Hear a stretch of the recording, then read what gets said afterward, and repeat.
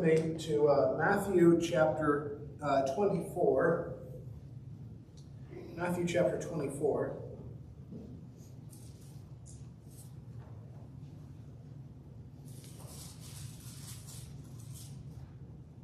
I thought it might be wise to take some time to think about this chapter, especially with everything that's going on in the world. I know everyone's thinking about these things right now, and I want to go ahead and preface all of this by saying this is not a lesson about politics. I do not talk about politics in my sermons because I don't think it really matters all that much, at least from the perspective of my role. However, there are aspects of Christianity that are going to interplay, that are going to intersect with politics. And I want to talk about some of those things tonight. So this is not really a discussion of, I'm not going to be talking about policy, I'm going to talk about economics, I'm going to talk about best form of government, none of that, because that is not what we're here to discuss. But I want to talk about the care that we as Christians should express when discussing current events and when discussing our opinions on current events. So I want to start in Matthew 24 because you're probably going to hear this passage quoted a lot, massively out of context. And in Matthew 24, we've looked at this chapter before. I don't think I've worked all the way through it before. But in Matthew 24 is Jesus' famous discussion, sometimes known as the Olivet Discourse. It's his famous discussion with the disciples about his return. And it starts off in verse 1, coming down from the temple, Jesus was going along, and his disciples came up to point out the temple buildings to him. And he answered and said to them, "Do you not see all these things? Truly I say to you, not one stone here will be left upon another, which will not be torn down." Now, as he was sitting on the Mount of Olives, hence the Olivet Discourse, as he was sitting on the Mount of Olives, the disciples came to him privately, saying, "Tell us, when will these things happen? What will be the sign of your coming and of the end of the age?" And then they get into this discussion. And throughout this chapter, he's addressing these questions. And you have to remember that in the disciples' mind, there is no difference in what they are asking. They're asking about a single thing. Because, from their perspective, the covenant that God established with the Israelite nation, with the Jews, was one that was going to last for forever. And this temple, which was a symbol of that covenant, was going to last for forever, because they'd made it through the great trial of Babylon, right? And so now nothing could ever go wrong again. And so they have it in their heads that when Jesus makes this prophecy, Jesus doesn't make a lot of prophecies, but he makes a prophecy in verse 2 that this temple is going to be torn down completely. It'll be completely torn down. And they interpret that as meaning everything is coming to an end. And to a certain extent, they're right. Now, the next several verses, pretty much anyone you talk to is going to agree, is talking about the destruction of the temple in the first century, in 70 AD. Where things get a little dicier are in the later verses, where he's clearly talking about his final return. And the question becomes, where is the line in the text? Which part is talking about which return? Or are they talking about the same event overall? And there are a great number of opinions on this. And that's where a lot of the ideas, where people get a lot of the ideas they have about premillennialism versus postmillennialism, and these things that you may hear where people talk about the rapture and the 7 years of tribulation. They take Matthew 24 and Luke's account in Luke 21. They mash that all together. They mash in some Revelation, some 1 Thessalonians, and they just kind of squeeze it all into a big blob and tell you what they think. Well, it's really not very complicated as we look at it. One of the harder parts of this text is in verses 29 through 31. Because up to verse 28, Jesus is clearly talking about what's going to happen to the city of Jerusalem. But verses 29 through 31 sounds pretty different. Verse 29 says, "But immediately after the tribulation of those days," talking about the Roman siege of Jerusalem and destruction of the temple, "immediately after the tribulation of those days, the sun will be darkened and the moon will not give its light. The stars will fall from the sky and the powers of the heavens will be shaken. And then the sign of the Son of Man will appear in the sky. And all the tribes of the earth will mourn, and they will see the Son of Man coming on the clouds of the sky with power and great glory. And he will send forth his angels with a great trumpet, and they will gather together his elect from the four winds, from one end of the sky to the other." Now, that sounds like the end of the world, doesn't it? And some of the wording of verse 31 is also used in 1 Thessalonians chapter 4, where Paul explains what happens at the end of the world. He uses some of that same language. Now, if you're using the New American Standard, or you're using the Legacy Standard like I am, I really like this feature. They'll put into small caps references to the Old Testament. So you may see in each of these three verses, there's a lot of small caps. There's a lot of reference here to the Old Testament. But he's not quoting just one particular passage. There are a number of verses in Isaiah, Jeremiah, Ezekiel, and sprinkled throughout the minor prophets that use this kind of language.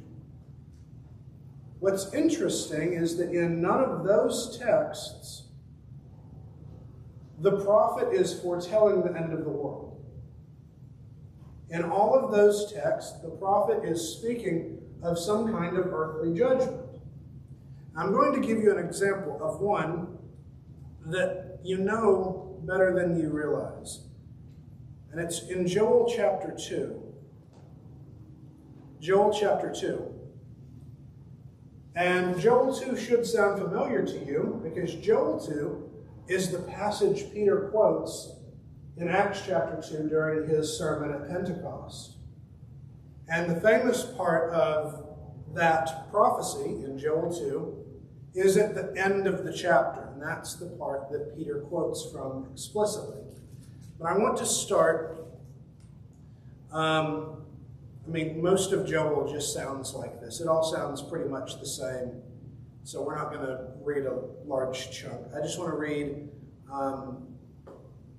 verses 6 through 11. That seems like a nice section. Joel 2, verses 6 through 11. "Before them," and verse 4 talks about these war horses. "Before them the peoples are writhing and all faces turn pale.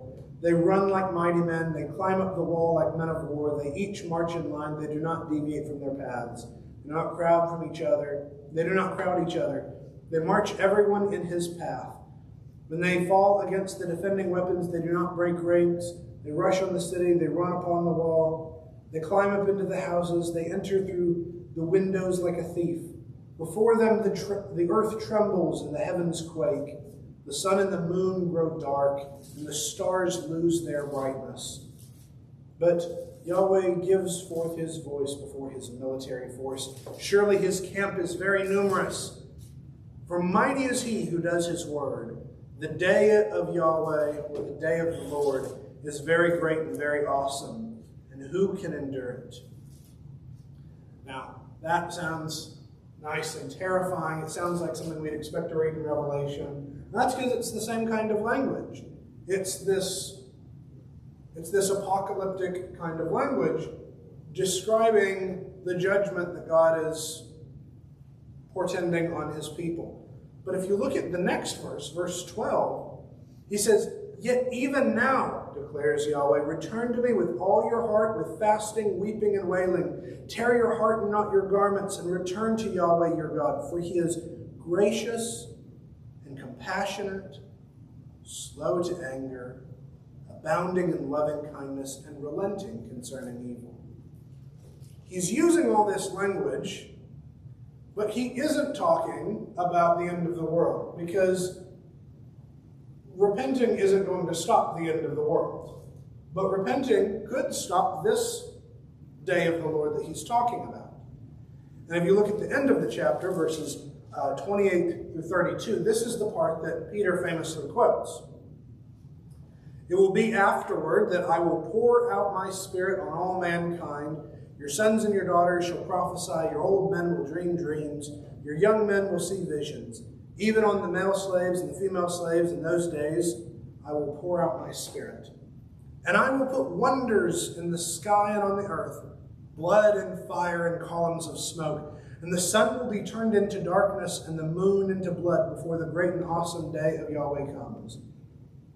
And it will be that everyone who calls on the name of Yahweh will be delivered. For on Mount Zion and in Jerusalem there will be those who escape, as Yahweh has said, even among the survivors whom Yahweh calls." So, here at the end, you see, again, that these two parts of that prophecy are kind of squished together. And Peter quotes all of that. He even quotes the part about the moon turning into blood and the stars falling from the sky.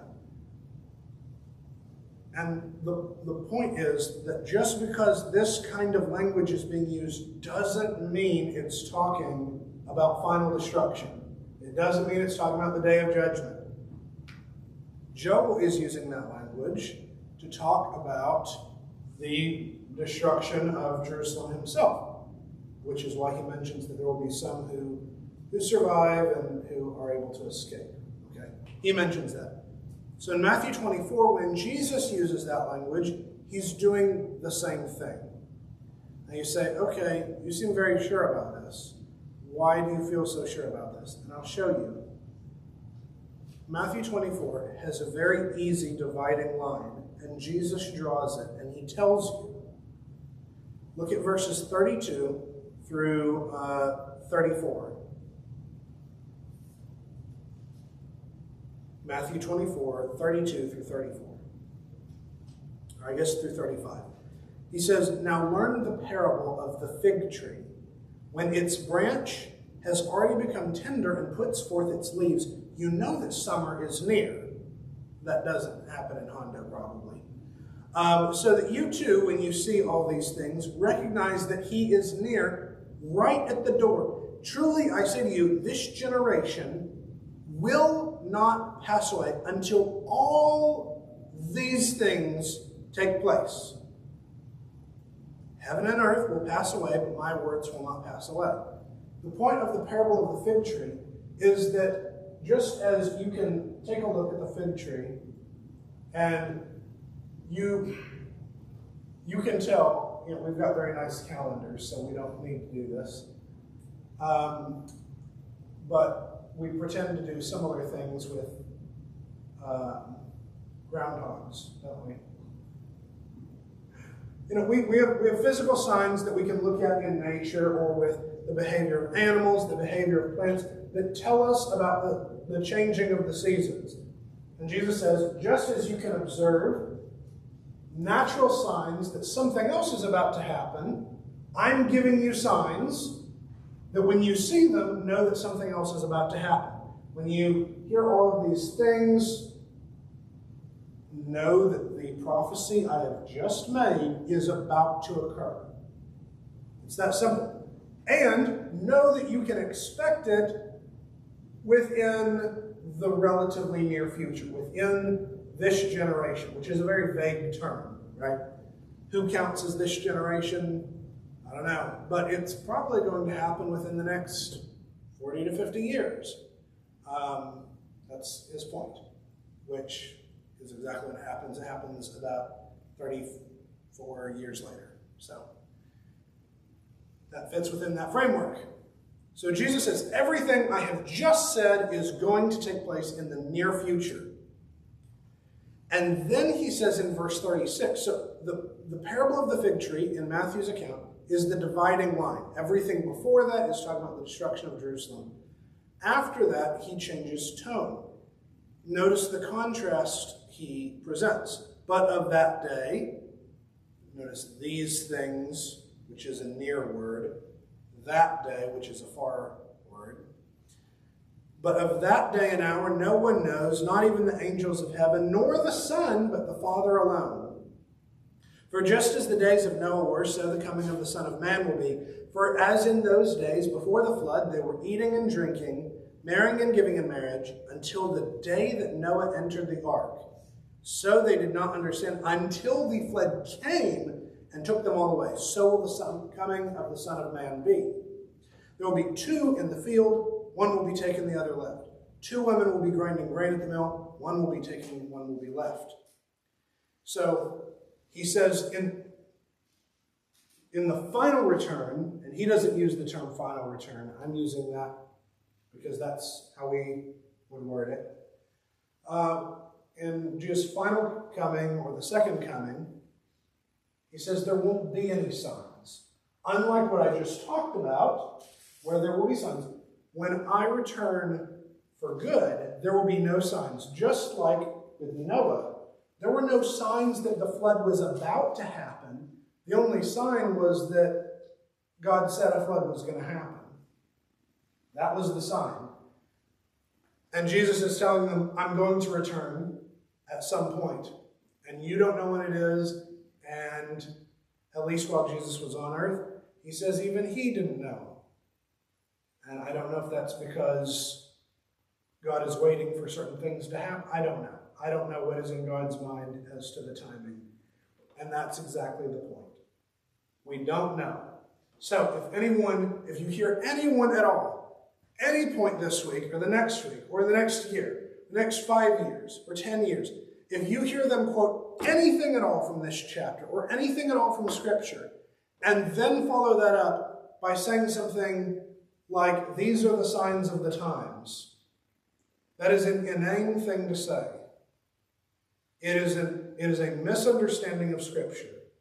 There are no signs of the times. The only times to be talked about are the times before, the times of living on earth. Okay, that is the times. And we're going to see things, and Jesus says this earlier in the chapter. You're going to hear people say things, and you might think it's a sign, but no, that's just the way life is. There are just wars. There are just people who are going to preach false teachings. You're going to hear about tragedies happening. It doesn't mean anything special is about to happen. It just means that Christ hasn't come yet. So that's the first thing I want to point out, is that Matthew 24 teaches, or rather Jesus teaches in Matthew 24, that he will come again, that there will be no signs, and that anyone who claims they know the signs or claims they know when Jesus is coming again is a liar and a fraud. And you should know that immediately. Your respect for anyone who says they know when Jesus is going to return, you should lose all respect for that person immediately. Because there is, I'm not talking about someone who's just, some random person, you're just guessing because they don't know anything. But if someone is making trying to make a real prophecy, and many people have tried to make real prophecies. I read one the other day that was, Jesus was supposed to come in the 1960s or something. Who was that? It was the founder of the Calvary Chapel movement. He made a prophecy that Jesus was going to return in the 60s, and it didn't happen, so he changed it up a little bit. He was like, it was supposed to happen in the 80s. It didn't happen in the 80s. People do this all the time. They try to make predictions about when Jesus is going to return, and it's baloney. And you should know that it's baloney, and you shouldn't believe it. Okay?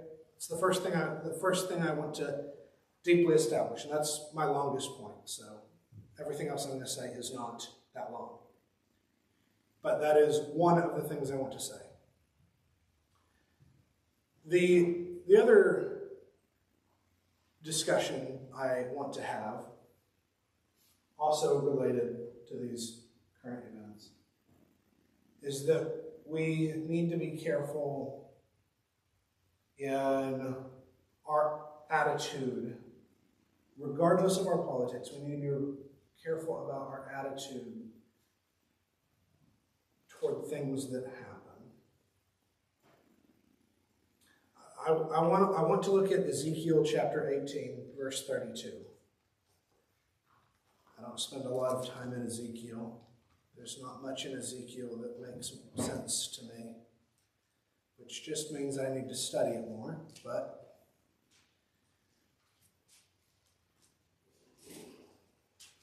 in Ezekiel 18, God reveals a lot of information about how he feels about sin and death. He reveals a lot of information in Ezekiel 18 about how he feels about sin and death.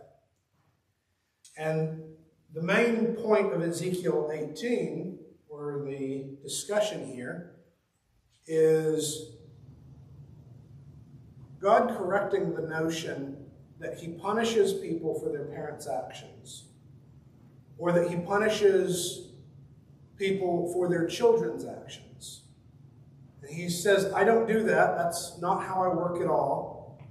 You've completely misunderstood that. In verse 32, he's speaking to the nation of Israel, but I want you to notice what he says. He says, I have no pleasure in the death of anyone who dies, declares the Lord Yahweh. Therefore, turn back and live. Now, when God says this here, he's speaking specifically about people he's killing, or he's responsible for killing. Because the context is about people who have sinned and God is judging them and destroying them because of their wickedness. And God is saying that he doesn't have any pleasure even when he does that. And instead, he would rather that people change their ways. Okay, now take a look at Ezekiel 33, verse 11. He says something very similar here.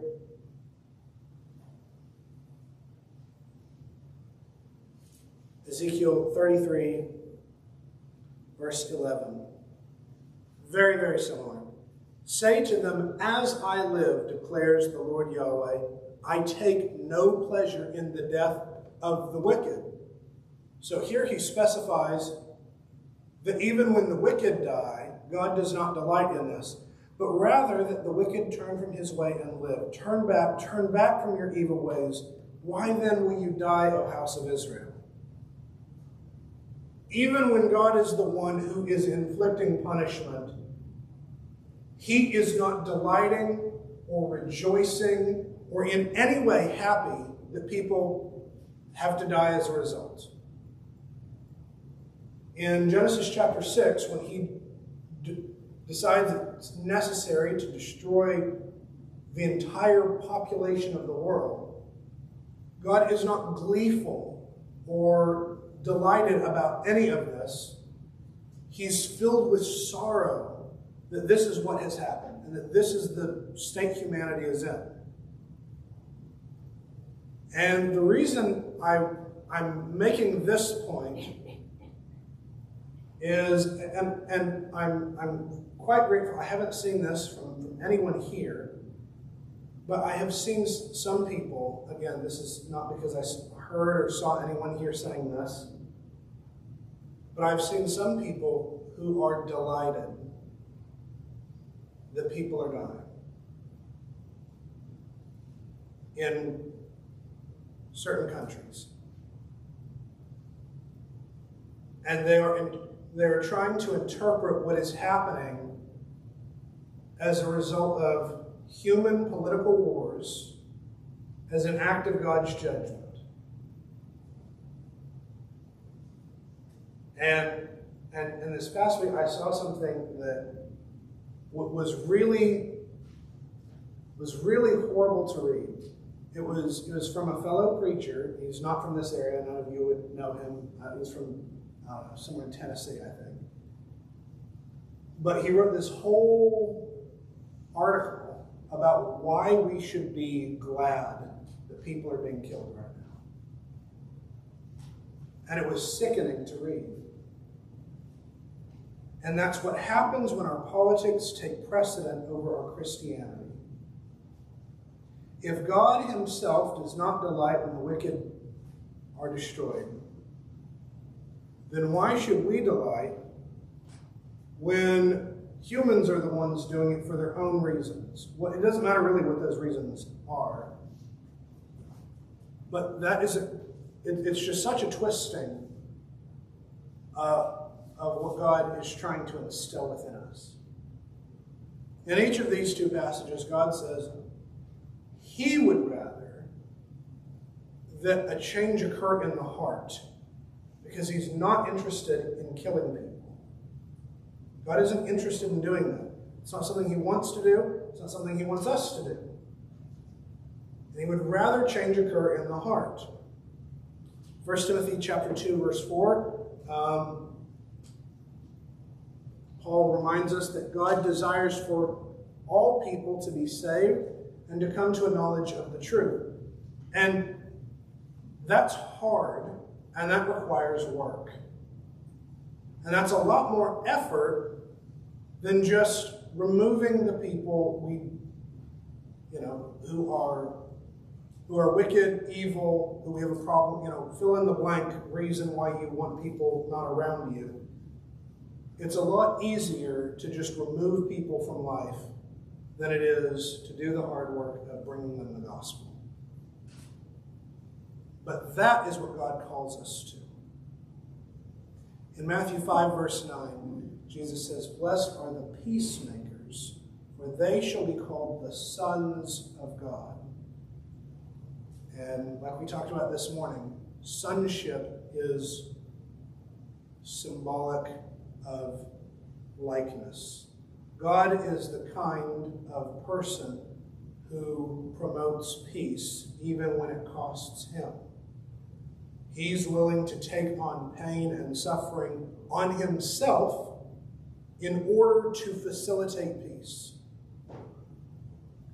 And that's what Jesus means when he calls us to be peacemakers. I'm not commenting on U.S. foreign policy. I'm not commenting on strategy or the military or anything like that. I know there are many more layers to that. But when we are reading about current events and we're trying to decide how we should feel about them, these should be the kinds of thoughts that go into your mind. Not whatever, and it doesn't matter if it's left or right-leaning media. Forget what they're trying to put in your heads. They're playing with you. And they want you, and Satan wants you, to put those things above your Christianity. And I encourage you to keep your focus where it needs to be. And remember that all people are made in the image of God.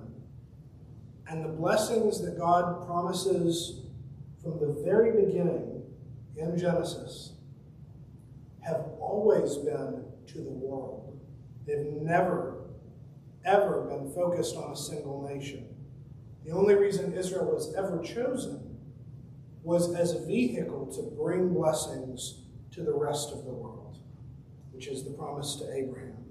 Through his seed, all the nations of the earth would be blessed. Okay, that's not the kind of lesson I enjoy doing at all. But I think those are important things for us to think about. And I hope this has stirred some thought within you and maybe get some gears turning in your heads. I have no interest in sharing my political opinions. I've got plenty of them, trust me. I have lots of political opinions. I think most of you probably know that before I went to preaching school, I went to A&M, and while I was there, my focus was on Middle Eastern culture and politics. So I have lots of thoughts. I have lots of opinions.